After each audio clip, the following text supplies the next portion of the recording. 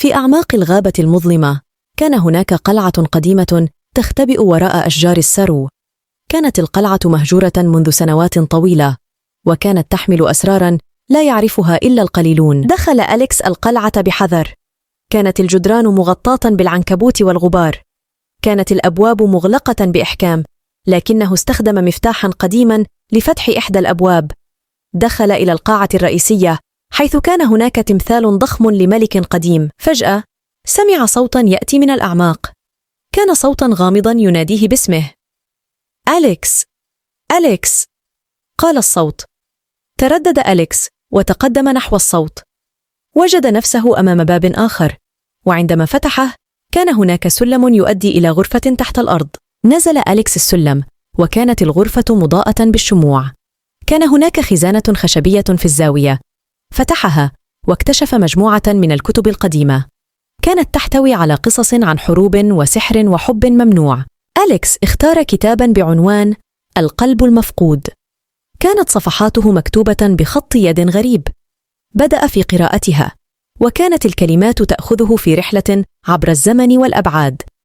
كانت قصة حب بين ملكة ومحارب، وكيف أن قلب المحارب تحول إلى حجر بسبب سحر شرير. أليكس أصبح مدمناً على القصة.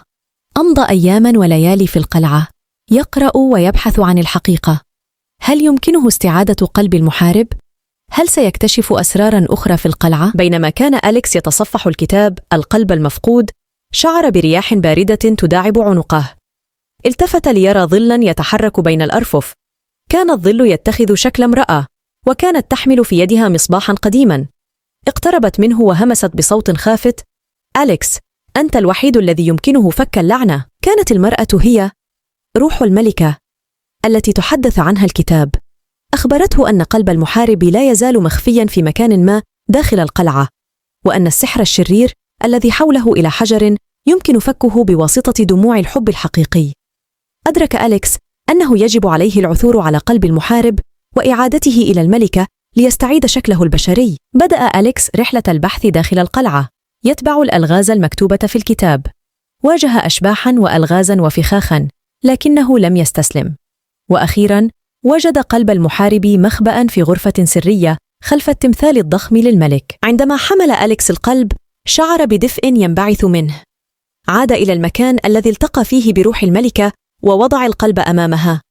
بدأت الشموع تتوهج بشكل أكثر إشراقاً، وتحولت دموع أليكس التي كانت تنهمر من عينيه من شدة التأثر إلى بريق يلمع في الهواء. فجأة تحول القلب الحجري إلى قلب نابض بالحياة، وظهر المحارب أمامهما. كان شاباً وسيماً بعيون تشع بالشجاعة والحب. احتضن الملكة والمحارب بعضهما البعض، وشكرا أليكس على شجاعته وقلبه الطيب. انتهت قصتنا يا رفاق. لا تنسوا دعمنا عن طريق الاشتراك في القناة ليصلكم كل جديد، ولا تنسوا أيضاً شكر الله، والسلام عليكم ورحمة الله وبركاته.